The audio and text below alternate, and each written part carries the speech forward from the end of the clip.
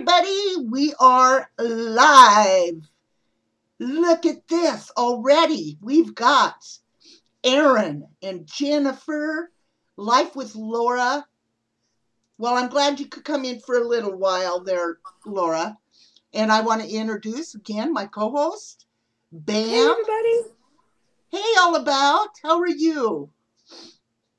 This is going to be quite the show. And hey, Stewie, how you doing, babe? How are you doing? Let me see if I can move myself down here so that Bam and I are kind of off-centered a little bit. Let me see. Got it. Pull everybody up. Jerry, hello. Colleen. Stewie, my little doll. And of course, you know, I know people, we're going to wait for a few minutes. We'll just do a kind of a pre to this showcase. You know, in my opinion, Bam, Sister Earth, hello. Simply Coastal, hello, honey. Run around, hello, babe. In my opinion, this has been, and I hate to even mention her name, but Jodi Arias. That's all you hear about is Jodi. As a matter of fact, hi, Jennifer. As a matter of fact, if you Google Travis Alexander, she comes up. That's all you see is Jodi Arias. Yeah. Lady Raiden, hello. Hello. Okay, run around. Thank you for coming in. I appreciate it. Paula, my little darling. Hello, honey. How are you feeling? She has been so sick, y'all. So think about Paula. Send her healing thoughts in white light. Silver Shadows, hello. But all you see and hear about is Jodi. You don't hear anything about Travis. That's right. Yeah. You know, and the sad part about it is he's the victim again. Paranormal mama, hello, baby. So is his family. So is his family, absolutely. You know, people don't understand 2 of his youngest siblings have been in and out of hospital for ulcers and surgery, and it's all to do with PTSD because of what they went through in the trial. You know, the entire family, they leaned on Travis. You know, Travis was like, he was the big brother. Every single one of them went to Travis with a problem. If there, you know, anything, they went to Travis. And now that very strong lifeline's being taken away from them, not to mention the stain of pedophilia and the lies that was told about him as well, you know. So not only do they have to deal with the fact that he was butchered, they still have people that insist that she was telling the truth about, you know, the allegations that she made. And that's why I'm here today, to finally set the story straight. For those of you who want to know the truth, there's always going to be people that want to believe the worst, and that's entirely up to them. But if people have some questions that I can answer without breaking the confidence of my friends, I'm going to do it. I'm tired of this. I'm tired of the allegations. So tonight we're going to set it straight. Well, you know, here's my thought. This is a young man who all he wanted to do was good in life. Their whole family's from Utah. You know, he was a Mormon. Family's Mormon. You know, and like any other young man and woman, at that age, God forbid, I was the same way. Very promiscuous, out there to have a party, you know, live it up, enjoy my life. I've been there. I've done it. I can't blame any young person for doing that. Yeah. But this went beyond. Beyond. Yes, it did. This young man, I'm telling you, and, you know, and I won't show him, but I went and looked at his autopsy and the autopsy photos. Becca, hello. How are you? How's everything going? And it broke my heart to look at these photographs. Yeah. Very, very eerie how a human being can do this to a wonderful young man. She nearly cut his head off. Yeah, His she head did. was kept on by, she got through the windpipe, and that took rage to do that, because a head it's not a light part of the body. So to pull that back and to cut like that, that's rage. It's done that. That wasn't self-defense. That was punishment and rage. Right, right. Uh, well, Becca, how come you guys aren't here in Washington State if you're traveling? Huh? Oh, I'm sorry you're not feeling good, Mafia.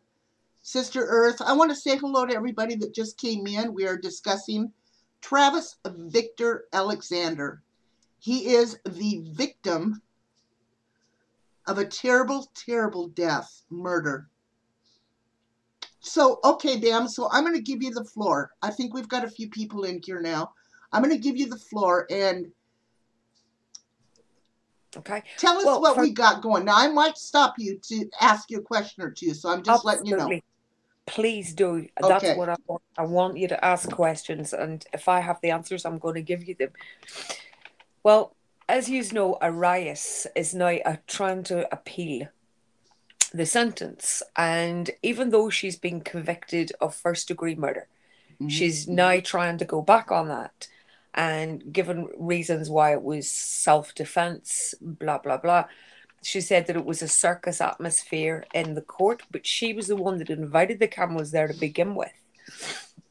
She's stating that the jurors seen her handcuffed, which prejudiced them towards their decision, which she should be handcuffed. She'd stabbed someone Well, 29 yeah, times, you know, yeah. cut their throat and shot them in the face. So she should be handcuffed. So she's now going through the appeal, and we'll know at the beginning of January, I think it is.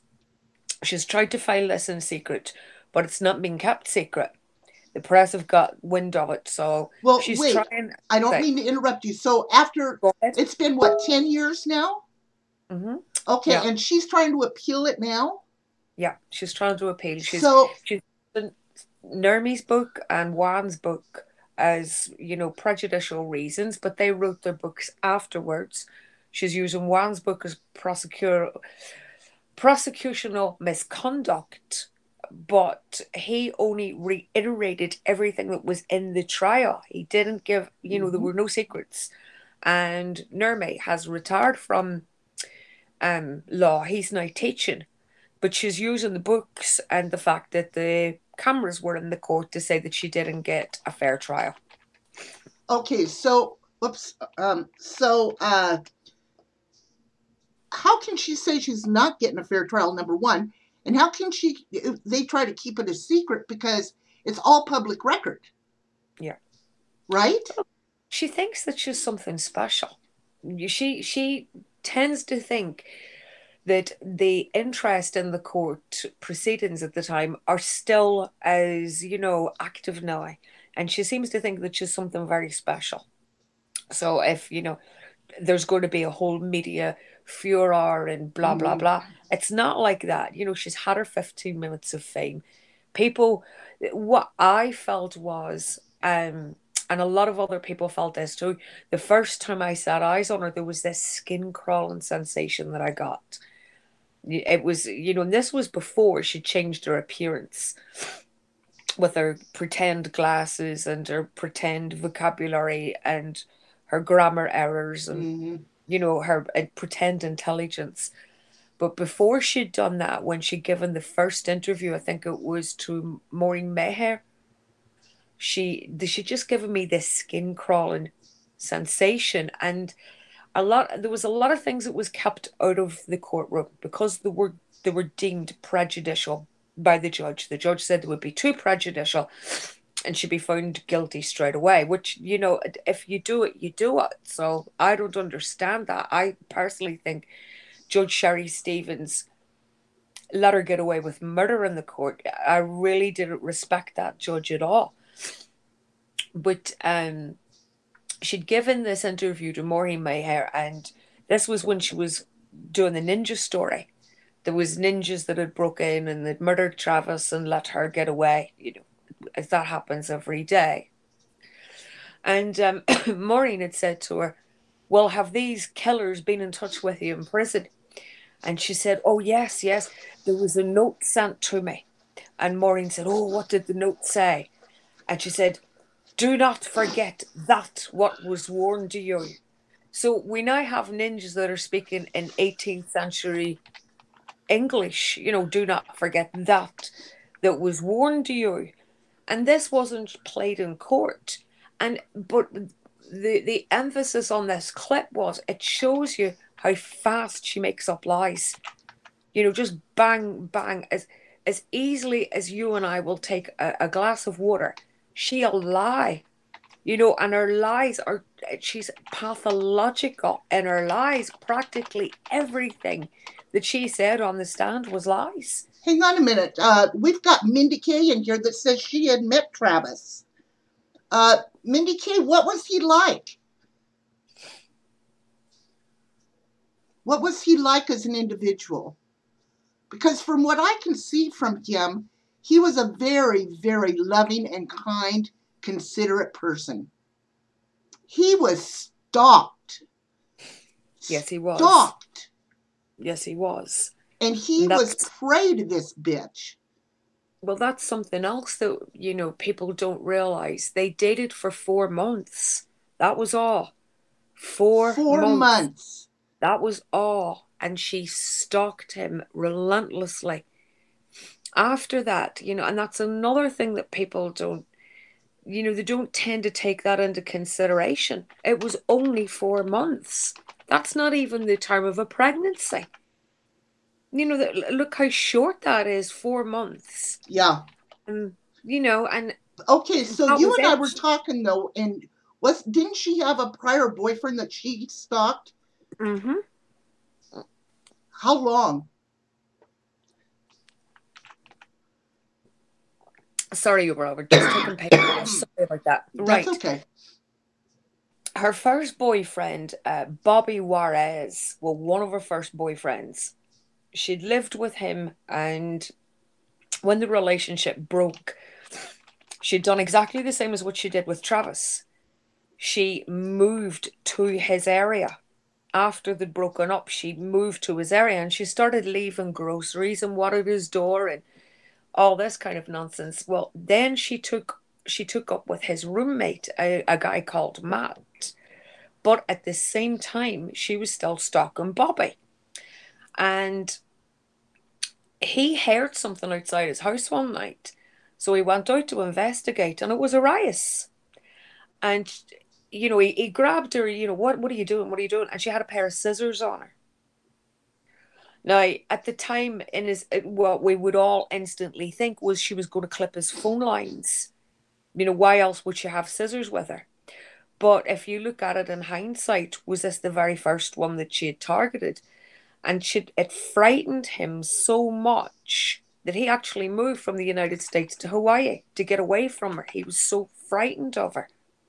So he actually left the States to get away from this bitch. Yep. Now, okay, so we've got, who was it that said that? Hang on. Blondie said the whole relationship was over 1.5 years. I believe she stalked him for over 1.5 years, but they were actually only dating for 4 months, from what I understood. It was only 4 months, Blondie, and it was more than 2 years that she stalked him for. Travis? Yeah. She stalked him for over 2 years? Yeah, over 2 years, Mm-mm. yeah. She was basically stalking him from the very beginning. You see, another thing that people don't realize is when her belongings were investigated and the boyfriend that she was living with, he was an older guy, Daryl, that was his name, Daryl Brewer, I think his name was. Well, when they went through her belongings from Brewer's house, because some of these things were still in boxes, they found a prepaid legal DVD. And it's one of these, I know that they don't like it being described as this, and I'm sorry if you listen, I'm sorry, I love you, I don't mean it. It's almost one of these pyramid schemes. And they do these DVDs, say, if you want to make extra money, through prepaid legal. Well, Travis was on these DVDs. He was focused. There was focus on him, and there was focus on one or two other guys. And she started to look into prepaid legal at the time. And then once she cracked on that most of the guys in that area were Mormon, she started making inquiries into the Mormon church. Mm-hmm. And she had some of the young guys come round, to tell her about the benefits of becoming Mormon and changing your life. But what we think, and again, this couldn't be brought up in court, but we think that she deliberately targeted Travis Alexander because Travis was very open about the fact that he wanted to meet Mrs. Wright. Travis's goal was to get married, have children, be successful. And he'd said this. This was actually on this prepaid legal DVD where it gave a synopsis of who he was and what he did. Goals and achievements. Travis had said, to meet Mrs. Wright. So she was looking at this. She knew that Daryl Brewer was never going to marry her. They also were ready they were ready to lose their home. That was in foreclosure. She didn't have any qualifications. She wasn't getting anywhere with this photography ambition that she had. And she wanted a husband to keep her. She wanted to be a kept woman. And And, Travis was making good money. He was a salesman. Yeah, he was. He was making good money, and he owned his own home. He had a BMW. He was able to do what he wanted to do.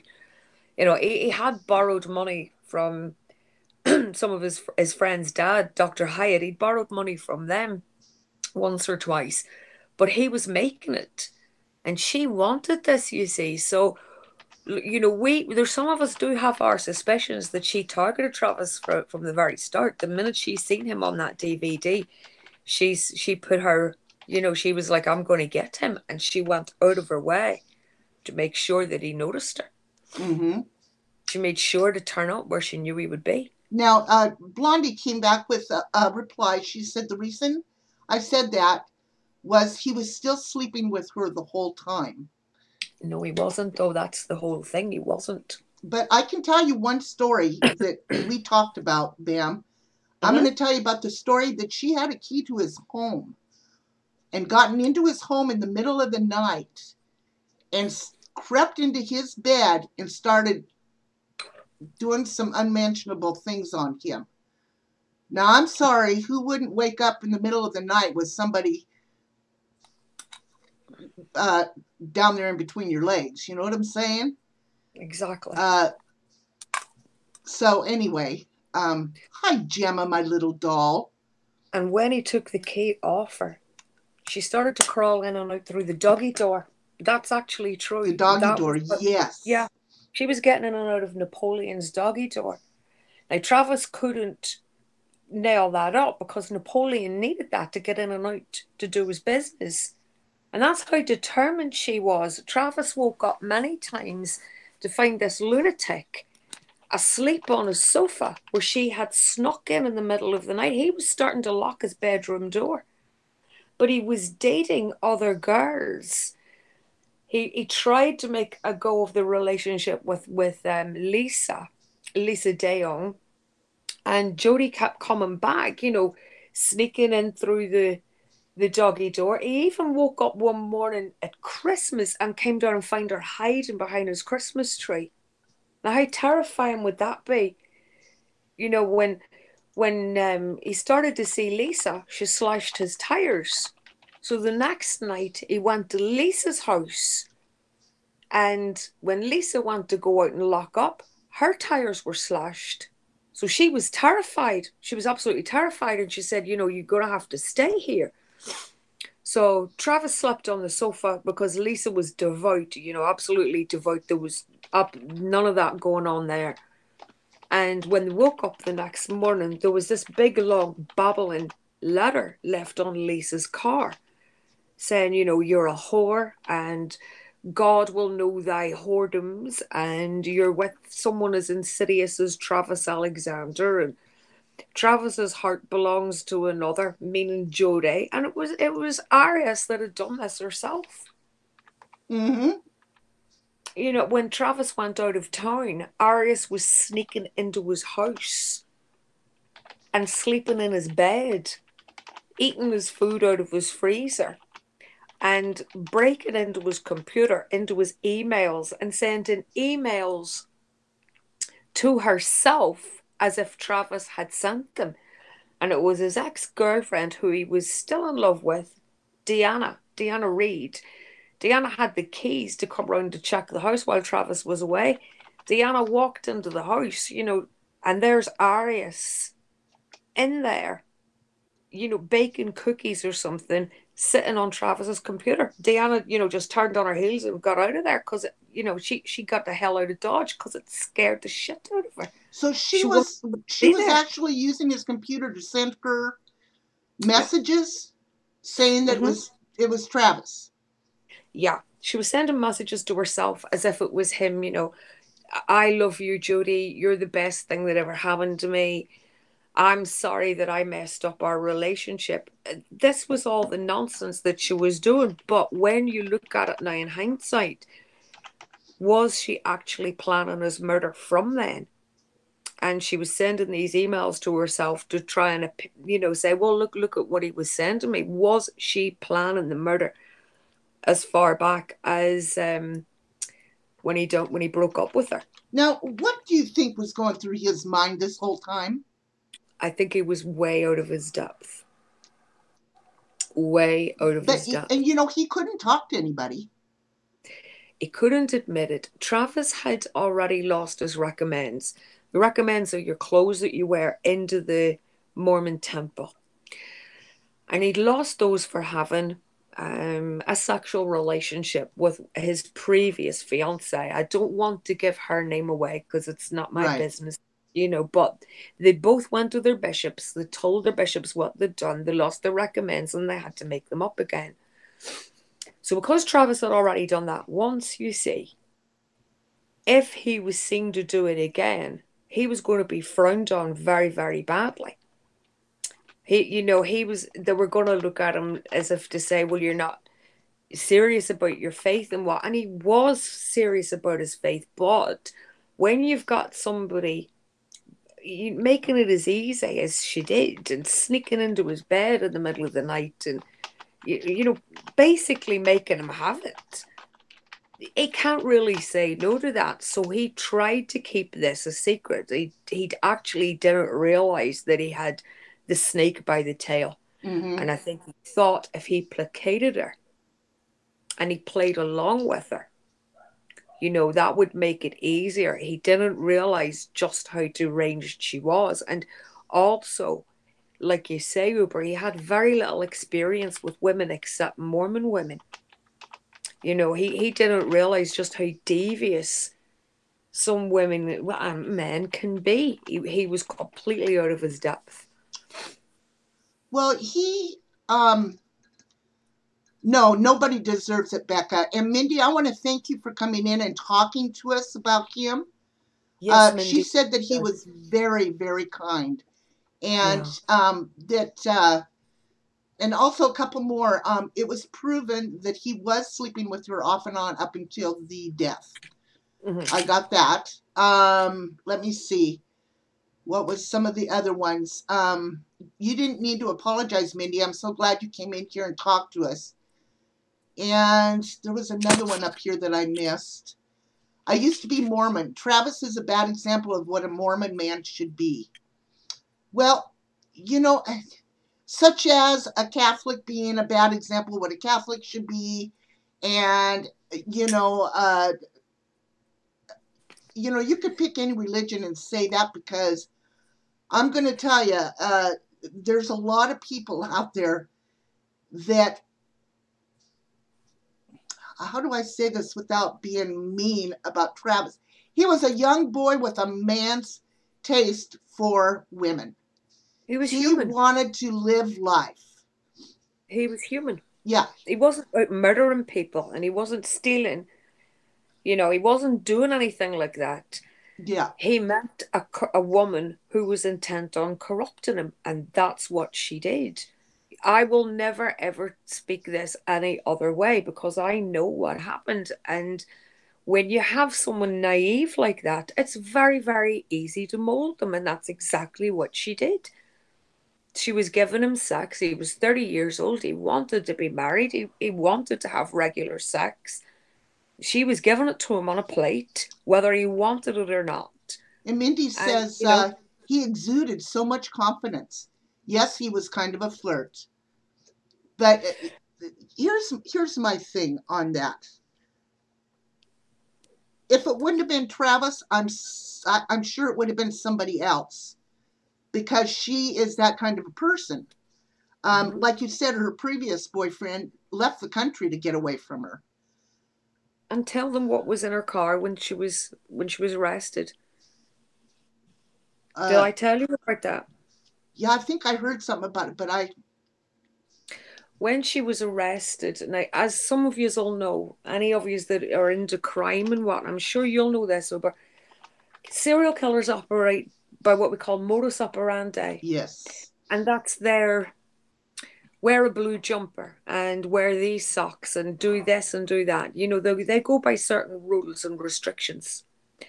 Now, when she'd went to kill Travis, she had a white car, she had a gun, and she had a knife with her. She brought these to the scene with her. All this that it was Travis's knife, I don't believe that. I do believe that she brought the knife with her. It was the same knife that she used to cut the tires. I'm quite sure of it. But when she was arrested, she had another higher car, and it was the same color. It was white again, and inside the engine, she had hidden a new handgun, that's right. 25 caliber. I think it was 25 caliber, the same as the Yes. one that was used to shoot Travis. And she also had some knives hidden inside the car too. Now, it doesn't take any of us to have worked in, behavioral science here. It looks like she was going to commit another murder. That's exactly what it looks like. When she was arrested, why did she have a gun and knives hidden in that car? Hi, Why would she Diane. have those? Here's a good question. Diane poses this question. I Mhm. am no way sticking up for Jody because she is a nutcase, but I don't think Jody corrupted him sexually. You're right there. I agree with that too. We talked about this on Randy's stream. Why didn't he get a no contact order on Jody? Because she threatened suicide every single time he tried to get rid of her. And he couldn't live with that. He was told, Sky Hughes told him that. Sky said, I'm frightened that we're going to find you cut up in little pieces in her freezer. Get a restraining order. His sister's a police officer. She's actually a police sergeant. And he said, but she keeps saying she's going to kill herself. And Sky said she's not going to kill herself. But if she does, that's not up to you. He said, but you don't understand. I can't live with that. So every single time that he tried to get rid of her, she was making the suicide threats, and she was that crazy. He actually believed that she was going to do it. Now, I'm going to disagree with both of you. I do think that she sexually corrupted him. He'd had very vanilla sex once or twice before. We're not talking regular, we're talking like once or twice. With And his then, fiance, right? yeah. And like I say, they went straight to their bishops and told them what they'd done. The relationship broke up. And I do think that there was maybe guilt in what to do with it. But she was the one that was coming in there with lubricant and telling him about anal sex and, tying him up. And I do genuinely believe that she corrupted him. He had no experience until he met her. Okay, so let's get this right. Okay, so he didn't do a protection order because he was worried about her committing suicide. Hi, Yeah, Kit she was Kat. I correct. love you. That was a beautiful picture of Lincoln and you. I really liked it. Diane's calling BS on that, as far as I think that's what she's calling BS on, about her not wanting or her committing suicide. Here. Okay, I have a point somewhere. Hang with me here, just a minute. Come on, no woman has to teach a man about anal sex. Well, That's true. I mean, one slip and you're in the wrong hole. Um, just saying, just saying. I had to say that. Just saying. Um, but he had to have known that she was. He had to have known he was way over his head, and even though she was going to try committing suicide or threatening to, why did he not take precautions? Why did Well, he not um this is the whole question, Uber. This is the one thing that, every single time any of us speak about this, and I would like to say this, the family is trying to get over this. They won't comment on mhm, Arias's appeal. They're trying to move on with their life. They want their brother remembered for his life and not his murder. But we all ask that question. Why did he just not go to the police? Why did he not? And like I say, personally, I think he was in over his head. I do genuinely think that he thought if he placated her and went along with it, she would lose interest. But he didn't realize that every single time that he was engaging with her, whether it be sexually or whether it be even a phone call, he was feeding into this craziness that she had. That he was going to go back to her, they were going to get married and live happily ever after. mhm. She was telling people that she was having visions. I call those delusions. But she was having visions of her and Travis being married. Her diaries, when you read her diaries, it's Yes. all Travis, Travis, Travis, Travis, Travis. The word appears so many times. Yep. And here's And another reason, and Leanie's right. I've read this, and I don't mean to interrupt you. it's okay. No, no, I'm no. trying Go to ahead. keep up because there's so many comments. Leanie Mhm. said she would have exposed him to the church if he had gone to the police, and she had threatened that. She She did had, threaten yeah. that. But Blondie makes a very good point, and I read this too. I think after he broke up, there was months of hope she could seduce him, then started planning his death. I think Mhm. that's what she planned. She was going to seduce him, get her back in her good graces, in his good graces, and then kill him. But what happened was, remember, they were going to take a trip to Mexico. I remember reading this. And Mhm. he had told her he wanted to bring somebody else. That's right. And that pissed her off. That sent her over the edge. That's right. That the story to this is his elder. He was an elder in the church, but his elder was a gentleman called Hall, and his daughter was called Mimi Hall. And Travis was really keen on Mimi. He decided that Mimi was the one and he wanted to marry her. Now, when they'd been supposedly friends, but it was leaning more towards friends with benefits, Travis did take Jodie on some of these corporate holidays that they got. That Mm-hmm. was all she wanted. She wanted to be kept and travel. She wanted all the good things in life. And to begin with, he had put her name down to go to Cancun. Right. That's absolutely true.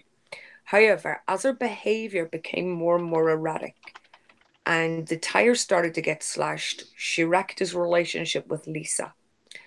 He also caught her in the basement of one of his girlfriend's homes, which to me, that would have terrified me. That would have been it. I would have been on the phone to the cops. And this is not normal. My Right. ex-boyfriend is in my new boyfriend's garage. There's something bad going to happen here. But like I say, he was very naive to the ways of the world. Now, when he took her name off the travel to Cancun and asked Mimi instead, I think that was when she tried everything she could to get Mm-hmm. him to change his mind. And when he wasn't going to change his mind, that was when she said, right, fuck you, that's it. I'm going to do you in this weekend. He didn't know she was coming. He had no idea that she was going to appear at his house that night. Again, she'd snuck in. It was 4 a.m. in the morning. He was watching something on the computer. Okay, She was, so lip gloss says That's not true. There's proof that he didn't want to marry her, and Mimi didn't want a relationship either. That's right. I haven't said that Mimi wanted the relationship. I've said that Travis was in love with Mimi, but I have, well, he thought he was, but I've not alluded that there was a relationship. He had asked Mimi to go to Cancun with him, and Mimi was going to go. But as friends, she was going to stay with, I think she was going to stay with Sky Hughes's nanny Right. in the rooms. They weren't going to share a room. But he was very keen on Mimi. He'd taken her out on a date. She'd said, she didn't see that there was going to be a relationship there, but he was determined to give it a crack of the whip. And he told Jodie this. He said, "This is the one." And I'm going to take her to Cancun. And he was trying to let her down. He was trying to let her know that this is it, that no more. You're not coming on holiday with me anymore. We're not doing this anymore. I want you to go. And I Right. think that's what flipped her. Yeah, she was uncomfortable, Lip says, because of the church. Becca Sophia wants to know if you're friends with the family and if you are a medium. Well, well, there's some questions there that I'm not prepared to answer, but I am friends with the family and Travis's circle of friends. Yes. Okay. So, into paranormal, but I'm not so, don't know. Okay. All right. If I can't have him, no one else will. Signed, Jodi Arias. I believe that 100%. Yeah, And I that believe was. that trip is what sent her over. But I also believe before the trip, she had planned on doing something to him. Because you remember she was living with her grandparents, and her Mhm. grandparents' house got broke into, and they had a 25 caliber gun Yeah, that ended up disappearing. and that's what he was shot with. And that's what he was shot with. Hmm. It also stuck that gun that was nicked from my grandfather's house, and there was one bullet that was fired that it hadn't. I don't know properly about guns, but it had thrown the bullet out without it Right. being fired properly. It was So in Travis's house. yes, Mm-hmm. so we're certain that was the gun that was stolen from her grandfather. Definitely, absolutely. Yes. She dyed her hair too, you see. Yep. She'd been platinum blonde up until then, and she dyed her hair. She'd also, excuse me, she'd also stocked up on the petrol and the extra can of gas. Personally, I think this, and I know one or two of his friends think this. We think she was going to try and burn the house down, but she ran out of time. She got there trying to coax him into taking her to Cancun. She tried everything, all the sex, everything else. And one thing that I'll say, I shouldn't speak about this, but I'm going to anyway. Travis didn't like body hair, okay? He had a big thing about body hair. And I mean on himself too. Now, he didn't know she was coming. So when she just appeared, she snuck in through the doggy door and was standing behind his office door watching him. When he realized there was someone there, he turned around and it's Arius. So of course they do what they always do. Now the photograph thing, I'll explain that to you in a minute. That wasn't something that they'd done before. That I know she said that in court, but that has never been proven. But Travis shaved his body that day. He shaved a lot of his body hair that morning. So that tells you that he wasn't expecting her to be coming for a big sexual liaison. He wasn't expecting it because if he had it done, he would have had that body hair already taken off. Right. So, they go to bed. She says they go to bed and go to sleep, wake up, have breakfast, and then, she drops his camera and all this shit. That's all complete bollocks. She snuck out of the house. And when got into the shower, she parked the car around the corner and then she snuck back in while he was in the shower. I think she hit him with a stun gun.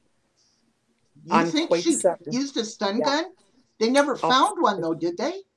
they did in the garbage. They did in the garbage that Oh. was taken from her grandparent. It was either her grandparents or her mother's house, along with the recording device, because that tape that was played in court as well, they had to use what's called voice waves on that to lift Travis's voice up.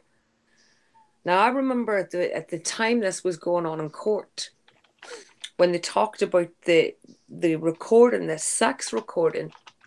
I remember looking up this phone, and it was called a Helio Ocean. Now it had two applications on it. One of them is voice memo, and one of them was voice calls. You could record voice calls, but only for 3 minutes at a time. But you Mm-hmm. could record a voice memo for an hour. And what I'm convinced that she done, what some of us are convinced that she done, is this recording device that they found in the trash. She'd plugged that into the phone, and she'd recorded his voice, him and her having this telephone call. She'd recorded that onto a tape and then put it back on the phone as a voice memo, and she hid the phone. That phone was never supposed to be found. She'd hidden that under the seat of her auntie's car, and her auntie found it and handed it into the police, and that was how the defense got the sex tape. And everybody heard it as clear as you're hearing Uber and I talking, but really the original recording of that, they had to use voice waves to bring Travis's voice up, because it was only her voice that was recorded clearly. Wow. There is, let me see. Lip wants to ask you, do you mean they had sex and then she left and came back? Mm-hmm. Yeah, that's what quite a few of us are convinced that happened. He wouldn't have But that gotten was never in. brought up in court, was it? No, the same as the lie about the notes coming in, and other, the standing on the head and the singing. And she also made a statement while when she'd been arrested. When they had her in that interrogation room, she put her head down and giggled, and she said, "Ha ha, I still beat you, brat." Wow. And So yeah. Blonde says, do you ever remember? She's talking to Lip Gloss. Did you ever remember about a stun gun? They would have brought that up in court. I don't remember that. No, she'd offered, whenever he started to get his tire slit, she bought a stun gun and offered to lend it to him. And she took it round. I think she even took it round and left it there. But Travis knew it was her. He knew what there was going to be no crazed burglars break in or whatever. And they took the stun gun back. Now, because Travis was so badly decomposed, and he was starting to mummify whenever they found the body. But I remember blowing up the autopsy pictures, and you can see points in little tiny round, tiny, tiny dots on him at the side of his neck, which would, in theory, work with someone going at you when you're in the shower, and that's how you fell down. That's what I believe. When we measured these points, these are all the exact distance away from each other, which fits with a stun gun, with a taser, or what you guys want to call it. We're not allowed them here, but the points, they all match. They're all identical size and all identical width away from each other, which would prove it's 2 points. And that this is just a theory. This wasn't proven in court, folks. No, that wasn't proven in court, but I'm quite certain that's how she got him down. That's how she got him down on the floor. There's no way he's going to sit down on the floor in a shower to get photographs taken. Right. That's ludicrous. Right. No way. Well, I But looked at the photos too, and Tanya said it's something you can't unsee, and you're right, Tanya, it is. Why didn't that come up in court if the marks were identically matched? Because he was mummified. To be honest with you, and I'm not saying that I'm a better medical examiner than Dr. Hanson was, but I think that there was so much damage already done to him. Don't forget, she'd beaten him as well. He was bruised. He'd been attacked. We reckon that she'd hit him with the gun. But there was so much on him. There was 29 stab wounds, there was a slit throat, and there was a shot to his head. Plus, he'd been beaten about the legs and back too. Probably easy to miss. But I went in looking for the points. I've got to be honest with you. I went in looking for these. When I heard that she'd left a stun gun with him, I went in looking for the marks and I found them. That's how I found them. I went looking for them. So, Yeah. like I said, it could have been easy to miss because there was so much else there. So I'm not saying this is absolute forensic science, but in my own opinion, I do think that's how she got him on the floor. I think he was stunned and Well, he and fell. Tanya says, she used three different stories. Mm-hmm. First, she wasn't there. Then they got robbed, and robbers did this to Travis. Then she killed him out of self-defense. Now, I looked at these photographs. There Guys, is no way do you in agree with hell him? that he Uber, was doing anything to this woman.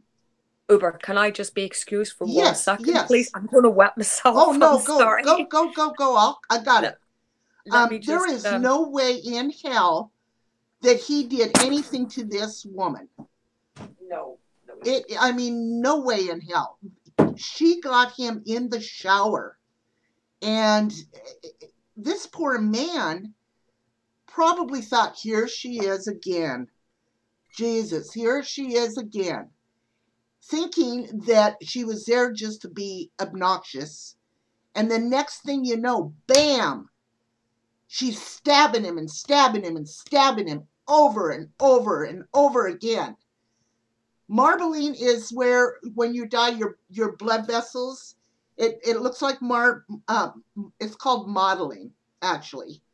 Uh, your skin turns different colors, blue and patchy. And stabbing him over, and he's probably in so much shock at that point.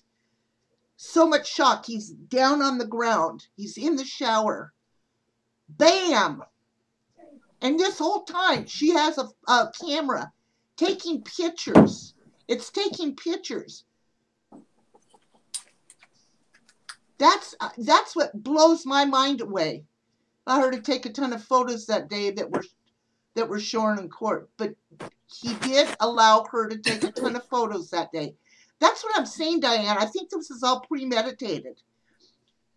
That's what I think she was using. The photos, was going to use them against him, but not only that, as a trophy. Well, That's what I think it was. I think the photos were. I think that she was threatening to blackmail him with the tape. I think that she was saying, "I'm going to send this tape to your bishop." Because, as I say, this was all recent. When she was arrested, the recording device was in the trash can. Because they can't prove anything with that, so that's why it wasn't brought into court. That would be seen as circumstantial or hearsay. But I think that she had said to him, I'm going to send this tape to your bishop. That's why he took the photos of her. And he said, go ahead. You send that to my bishop, and I'm going to send these pictures to your parents. And this is why there was so much overkill and so much rage. Because not only had he dashed her hopes of reconciling and getting to Cancun, because all she was thinking about was Cancun. If you listen to the calls, she mentions it, even when she'd murdered him. Mm-hmm. And she broke into his phone and left that ridiculous call, talking about wanting to see Shakespeare. She goes, oh, you'll be in Cancun. All she was thinking about was this Cancun trip. So when he dashed her hopes, and then she plays her trump card, well, I'm going to send this tape then. And he goes, well, I've taken these photographs and I'm going to send those. That sent her into this absolute psychotic rage. And that's why we had the overkill. Mm-hmm. That's what I believe anyway. Diane says it was premeditated. I agree. It was all proven in court. I think she did all this crap so she could put him on trial and make him out to be the aggressor. Absolutely, Diane. And that right there is what she tried to do in court. They tried to move it around and twist it to Travis being the bad guy And a pedophile. and Don't a forget the pedophile and pedophile. everything else. I am sorry. It was proven he wasn't. And No, not only that, they turned it around to try to get everything off on her. This man did not deserve what he got, no, nor his family. no. He She needs wasn't to using her. rot. He wasn't using her in the slightest. She was alluding to this domestic violence, but she was driving from California to Arizona to, to go and sleep with her aggressor. So, I'm going to give a little bit away here. I've been a victim of domestic abuse, and my ex-husband terrifies me. I only need to hear his voice and I start to shake. Now, these symptoms didn't start presenting themselves until a year and a half ago. I didn't realize I was so damaged. And he does financially hold the sort of Damocles over my head. But I can guarantee you, people, right now, the only way that I would drive 10 minutes to have a sexual interlude with that man would be if somebody was holding a knife to my children's throats. You don't go to an aggressor. The minute you get away Right. from an aggressor, that's it. You start to heal. Yeah. You basically fall into depression. All this crap that she said about him beating her and, you know, torturing her and making her be his sexual slave and what have you. Travis wouldn't know how to do that kind of stuff. Well, and You Lacey know, said if he was everything she said, she wouldn't have taken her ass over there. I exactly. agree, Lacey. Yes, Lacey, you wouldn't drive from California to Arizona, to get beaten. So she basically lied about everything in court. Practically, even if you watch her, you can tell that she's lying. You know, Well, the Bam, it was look all at the that. interview, the very first interview when they pulled her in. Hmm. She sat there as calm as a cucumber Yeah. and lied through her flippin' teeth. Yeah. And she made up the ninja story, saying it was a man and a woman. Travis's best friends were Chris and Sky Hughes. Sky Hughes had thrown her out of their home and their lives. So really, inadvertently, she was trying to put the cops onto Chris and Sky. Mm-hmm. That's what she was doing. Then she was standing on her head Yeah. and, digging through the papers and then saying, "Oh, I beat you, brat." She made up a story. Another one, as you all know, Travis pretended that he was a virgin. Now, he had his own reasons for doing this, and I'm not going to begin to speculate. I'm not going to do that. But there was a story, a film called The 40-Year-Old Virgin, and the character in it is a guy called Steve Carell. Well, when she was telling this whole bollocks story, and I still don't know how this got brought up in That's court. right. Yeah, about an ex-boyfriend, and she went to confront him, and a guy called Steve Carell opened the door. And she's sitting telling this story with a smirk on her face, making it up as she goes along in a court of law. Absolutely ludicrous. The Now, story. Sorry, go on, Uber. no, no, Go no, on. I'm sorry to interrupt you. It's just that it No, gets my no. questions. First of all, Monkey Moose said to tell you hello, Bam. Hey, you. I love you. I hope you're doing well. Now, is this the same story where we heard there's a message in the book, in a book in the prison that she had read and Oh, used? Can you that's tell that the story, Bam? yes, that's the skater story. When when she'd hired the car to go to kill Travis in Arizona, she'd flipped the license plate upside down, hoping, that the car would never be caught on camera and be traced back to her. She tried to think of everything. Now, she'd been stopped because as soon as she killed Travis, she drove on to Salt Lake City to meet up with a gentleman called Ryan Burns. And he was another prepaid legal employee and another Mormon, a very good looking guy, another rising star. So she was trying to get him. And as they were going out for lunch, the police stopped her hire car because the tag was upside down. So he didn't give her a ticket or what, but he booked it. And then it was brought up in court when Juan Martinez, the prosecutor, had, brought this up in court, and he was trying to show premeditation. And he was trying to allude that she had turned the tag upside down so that even if if she was caught on camera, they wouldn't be able to trace this back to her because the registration plate was upside down. So when she was asked to explain about this, she made up this whole story that she'd went into a Starbucks and she'd come out and there was a gang of skaters that had screwdrivers on them as well, and they'd taken the tag off her car and put it back on upside down. Out of all the cars in the car park, they picked hers, and they just so happened to have screwdrivers on them, to remove this tag plate. Anyway, I knew that I'd heard this story before. I knew that I'd heard this somewhere, and it's from a Stephen King book, and I think it's called Under the Bridge.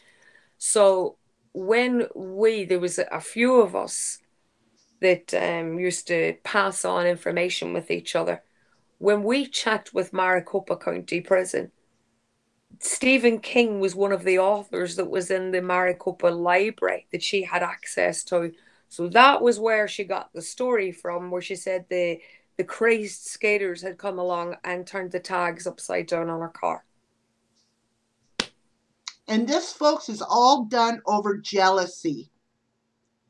Jealousy.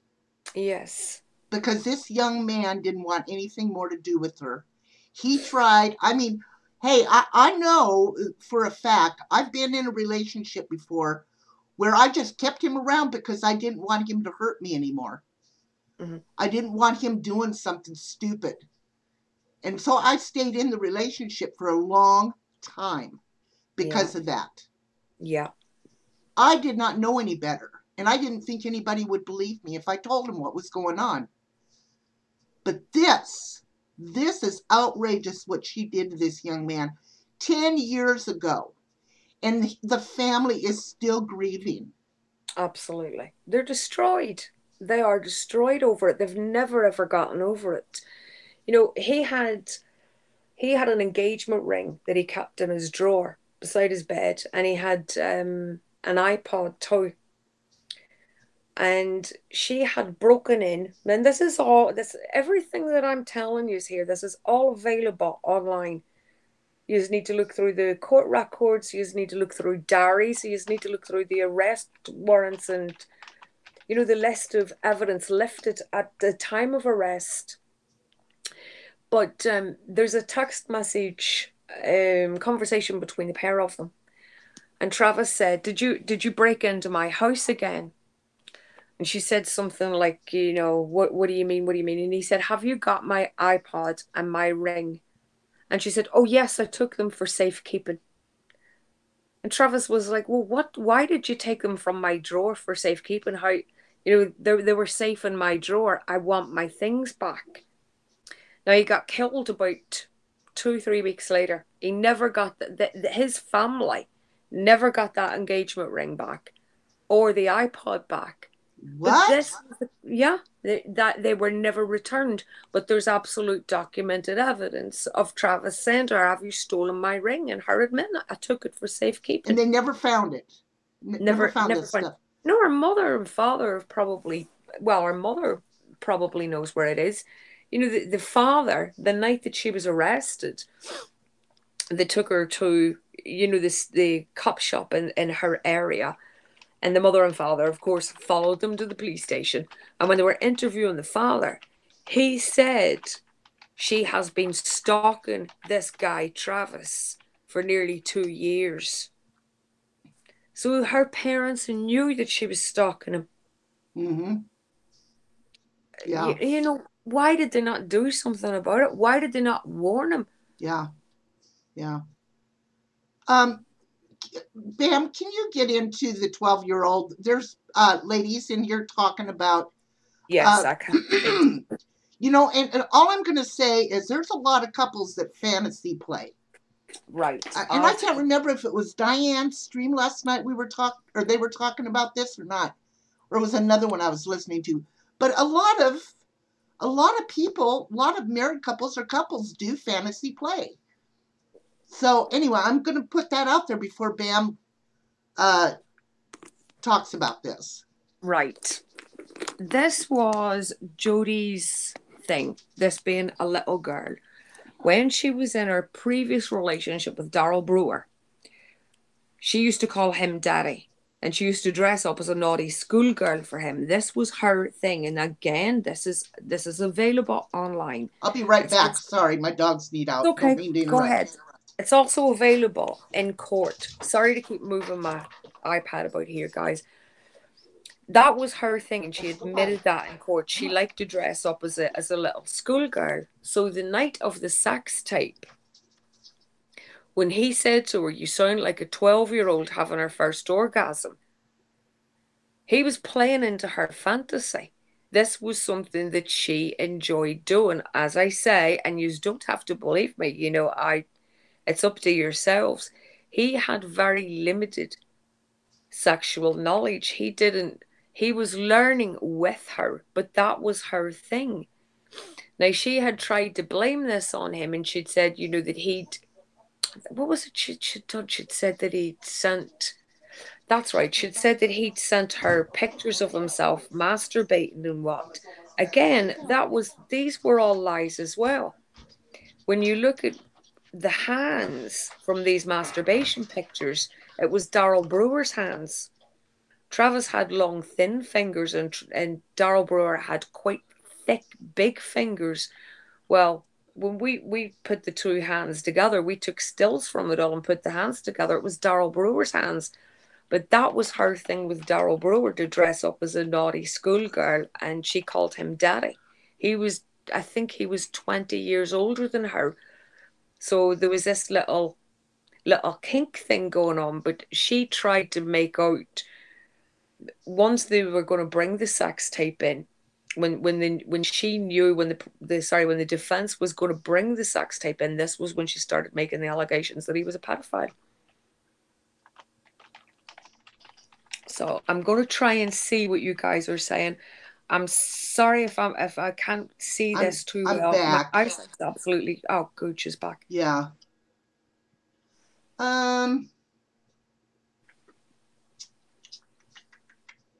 Well, Tanya, he didn't actually bring up children. He didn't say anything about children. He said, "You sound like a 12-year-old schoolgirl having her first orgasm." And she admitted in court that dressing up as a naughty schoolgirl was her sexual kick. So that's actually in court. That's a documented thing. And Daryl Brewer, when he gave two interviews. I think it was his second interview. He was very uncomfortable doing so, but he also did admit that she did dress up as a naughty schoolgirl from time to time. So, let me address something here. Lady Raiden makes a comment, but can we look at this from Jodie's point of view? Do not get me wrong. What she did was monstrous, but she had a reason. Instead of villainizing her and making him a saint. We're not trying to make him a saint. I can't look at it from her point of view, Lady Raiden, because he told her he didn't want her, and she made a nuisance of herself, and then she murdered him. That was it. She offered him sex on a plate. He took it. She stalked him for nearly 2 years. She'd stalked a previous boyfriend. She was a pathological liar. She broke into his home and stole things. So I really can't say anything from her point of view except her being very narcissistic, and what I want, I'm going to get. I think that she believed that she was this beautiful creature that could just click her fingers and get whoever she wanted, and he rejected her, and she wasn't used to that. She wasn't used to also having to be held accountable for things that she's done. So that was why there was so much lies told in court. So I can't see it from her point of view except to say she's a very bad person. And I'm not trying to make him out to be a saint. I've admitted that he had sex. What I'm saying is this guy was a God Mormon. forbid, God forbid I get shot and stabbed for having sex. My Yeah, God, I hope my toy does not jump up with a knife and stab me in the middle of the frickin' night for having sex. God forbid. That's all did I'm you going to just say say on what I that. think you said? Did you just say what I think you Yeah, said? you did. Oh, I'm just saying, God forbid. no, I'm sorry, Lady Raiden. I can't see anything from her point of view, and I don't know what point of view there is. You have a crack of the whip in a relationship. It doesn't work out. So you spend 2 years terrorizing them and stalking them and then you murder them. I just can't see that point of view. I've always been the kind of person I might cry and send text messages, but I thought you loved me, and eat a lot of chocolate for a couple of days and then I'm over it. But going to stalking somebody and stabbing them and what, that's Mm-hmm. never been in my thought process. You know, And demand. yeah, I agree, Bam. I Mm, agree. And Rosebud is absolutely right. He treated her like a piece of ass, and he wanted more, and he wasn't about to give her any more. that's That's it. true. That is true. That's what happened. Basically, what happened was this relationship started, and he made it very clear to her that there was no future for any girl unless they were a Mormon. He was very clear about that. He wanted to marry a Mormon. So she then, within 2 months now, Yep, she went and got herself baptized as a I Mormon. Now, saw the picture I, of that. that's right. Now, everybody can do their own thing, but don't mess around with religion. Either do it for the right reasons, but don't do it for Christ's sake for the wrong reasons. I would be frightened to do that. But when she realized that he still wasn't making a commitment to her, then she started to switch up with the sex. And when the sex didn't get him, and he realized that he was never going to respect her, because she Mm-hmm. was giving him blowjobs in the car and, teaching him about anal sex. There's certain things that they've done that I don't even know what they mean, like tossed salad or something. I don't know what the hell that is, and I don't want to know either. Yeah. But, she was teaching him all this really like dirty, kinky sex. And the more that she gave that to him, the further away that brought him emotionally. And Mm-hmm. he knew that, there was never going to be a marriage there. And he told her that. So why they broke up was they'd been to stay with Chris and Sky Hughes, okay? And he'd went to go to the toilet. Now, whenever he moved, she would run after him. And Sky heard this thump and she thought it was one of the kids had fallen out of bed. So she ran to the bottom of the stairs and it was Judy standing outside the bathroom door listening to Travis. And because she'd heard him talking on the phone with someone else, she punched their bathroom door. There'd been all sorts of other kind of behaviors where she just, dropped into Sky and Chris's, and they were starting to get very concerned. Every time Travis went to sleep, she was pulling his phone out, she was snooping through it. If another girl, say I texted him, not that I did, it's not that kind of friendship, but if I'd sent him a text, say, hey up, how are you? She would have sent back as him, oh, go away, Bam, I hate you, but I love Judy. This is what she was doing to even his friends. So Sky had put her out of the house and said, we don't want you back. And they'd spent a lot of time talking to Travis about this. Now, she'd snuck out of bed in the middle of the night and was listening to their conversation at the door. Man, what a sick woman. Not once, but twice. Travis pulled the door open. She nearly fell in through the door. So she said to him, are you going to bed? And he said, I'll go to bed. I'll come and say goodnight to you soon. And then she went downstairs to go to bed and then sneaked back up again and was listening outside their bedroom door. So that was it. Chris and Sky were finished with her. Now, obviously, this caused a bit of a problem between her and Travis, and the relationship was finished. because she was constantly snooping in his phone. She was Yeah. breaking into his computer, into his emails, into his online banking, and his little messenger chats. She was reading all of those. So that was it. He were like, we're done, we're finished. Well, once he'd finished with her, instead of her, moving on, she packed up everything from Northern California and moved up to Arizona. And this wasn't brought up in court either, but she she was still saying she was Mormon, and she was in a different Mormon unit than what Travis was in. So the unit that she was assigned to in Arizona, a couple of the people had rented out a room to her. They said you could come and stay here. They only let her stay with them for a fortnight and asked her to leave. Ooh, really? Yeah. Now they've never publicly given the reasons, but I think that we're all grown adults and we can work out what the reasons were. She frightened them. There was something about her that made them uncomfortable. That happened twice. And when they finally got her to leave Arizona, I think she was there for nearly a year.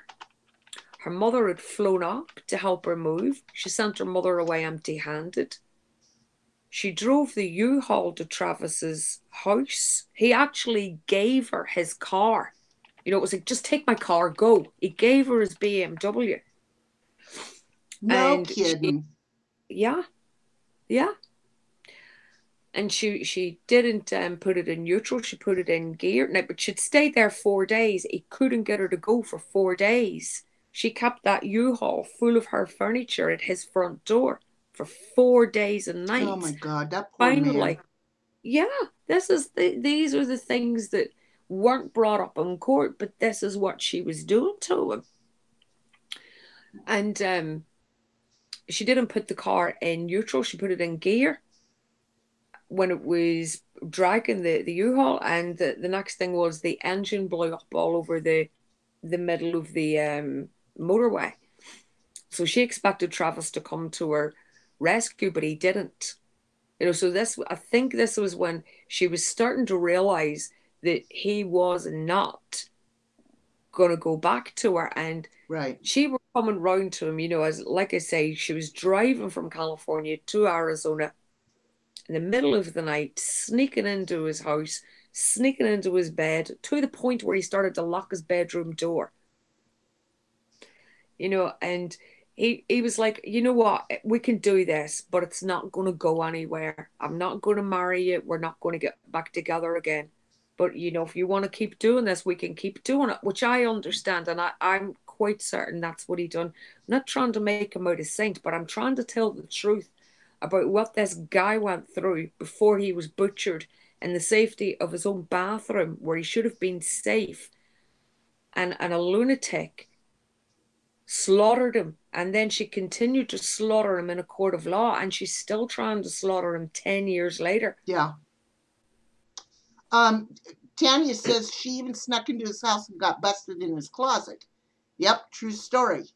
Now, there was a few things in here. Blondie, I think, was asked the question, or Tanya, one of the two, that said, asked if you said you knew the Alexanders.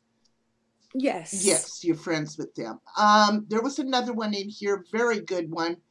Let me see. Oh gosh, I wanted to remember to say this. And why three? Okay, good one, Lacey. Here it was. She says, I really don't understand those who murder. Why take someone's life, and why throw your life away? Now, listen, folks, I'm going to tell you, we're going to talk about a case next Wednesday, a case that hasn't even been brought up that anybody's done around in our community that I know of. This case is so appalling. I was blown away when I did some research on this yesterday. Blown away. The manipulation, the catfishing, and this started on Facebook, and it an amazing story. And this is what people will do because of jealousy, And this is where our uh, the social media has gotten in everywhere with YouTube, Instagram, Twitter, Facebook, anything you can think of, how easy it is to manipulate people. Yeah. It is scary, folks. And this case we're going to work on next week will be absolutely, absolutely mind-blowing. Can I just butt in, Uber? Sure. Guys, I want to say to you, I want to thank Uber first and foremost. I've had a dreadful set of circumstances that have happened this last fortnight. And that's why I'm not able to see the chat too well, because I'm so stressed. I really can't see too good at the minute. And I'd said to Uber we would cover a couple of these cases, and I spoke with her yesterday, and she was so supportive, and she said, you're not going to sit in there and cry. You're not going to do that. You're going to get through this. You're going to get better. And social media can be absolutely wonderful in some aspects when you've got people like all of us and like Uber. And really, some of the things you said to me yesterday really touched my heart. So I No, want to thank you for that. you're welcome. And pulling me out of my pit of doom. And also, it's dangerous. It can be very, very dangerous because people do learn how to hack your settings and read your messages. And if you do make friends with that one person that just happens to be that little bit off, by the time the obsession grows, well, as you'll find out, this kind of thing can happen over and over and over again. And like Cooper says, it usually is jealousy that makes this happen. Jealousy and entitlement. You will love me. You will. If you don't love me, I'm going to punish you. Mm-hmm. You will be my friend. You're not going to ignore me. I'm going to make you take notice of me no matter what. You've heard that old saying, sometimes bad attention's better than no attention. Well, I think that Arias lived by that. It didn't matter whether it was negative or positive as long as she was getting some form of attention. Mm-hmm. And when he died, then the media, kind of, she sucked that up. Instead, she's like jelly. She'll pour herself into any mold that she can go into to get that attention and what she feels that she needs and she's entitled to. Yeah, you're absolutely right. Yeah. Should we tell them about this case for next No, week I or think we just should wait. okay, Shouldn't we? I'll do an You? advertisement on it with the link to the case Yeah. in the description, and the advertisement will come out Tuesday. That'll give you all a chance to go catch up on this case. Absolutely phenomenal. And I want to right now say to Travis Alexander's family how sorry I am, even after all these years, for your loss, and how it has to keep going on and on and on and on. And we're doing it too. But we did it today to try to get some of the truths out there that leaned away from her, just to show how much social media and how much, yes, Rosebud, I agree, how much social media and people with mental problems can be.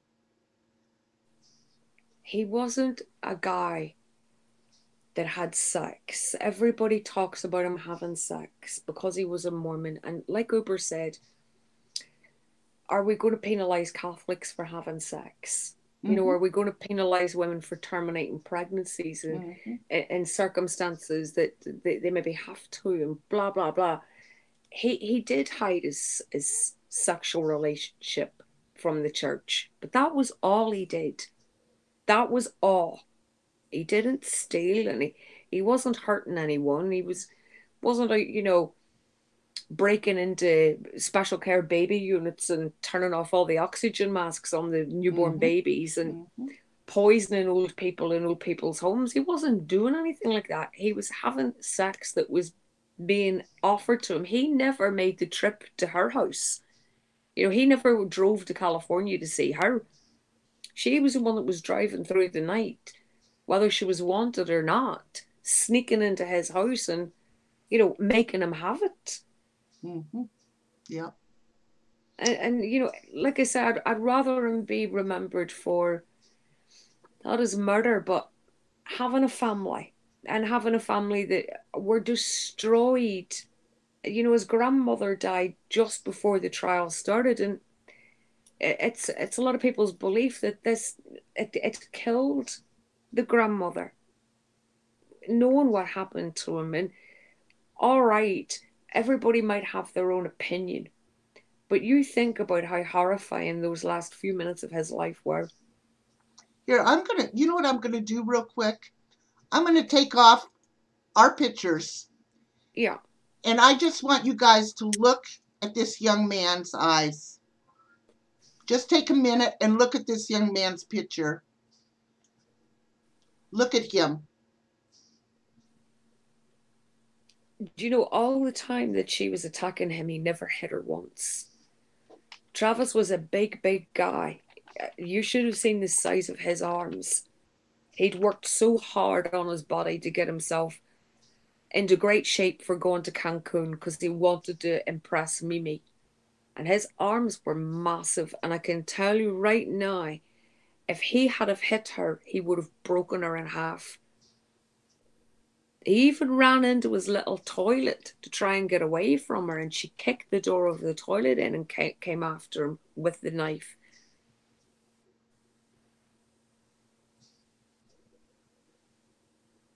Yeah.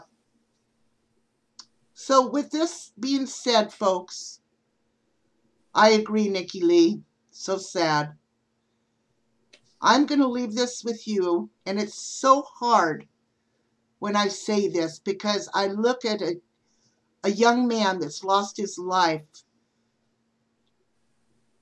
to somebody like her, and it's hard for me to see the rainbow. But if nothing else has come out of this, maybe there can be awareness out there to save another life. So I'm going to leave with this. Remember, everybody, there's a rainbow at the end of the storm. And what do you got to say, Miss Bam Bam? Well, I just want to say thank you to you and thank you to all you guys for your questions. I'm sorry that I haven't seen you in Les's chat. It's the time. I've had to start on a sleeping tablet again, and I'm like whacked out by about 2 o'clock in the morning, so I just can't make the times. And as I say, there's been a lot going on in my own life, but thank you for not being too prejudicial against the fact that he had sex. And the next time that something does come up, remember he was someone that lived as well as someone that was murdered. Absolutely. And I want to say thank you, everybody, for coming in. I love you all. I couldn't do this stream without you. Thank you so much. And tomorrow is Thursday. I think what we're going to do is just a chit-chat session. We're going to have a little bowl session. So I will talk to you all tomorrow. And I want you to know, mwah, love you all. Thank you so much.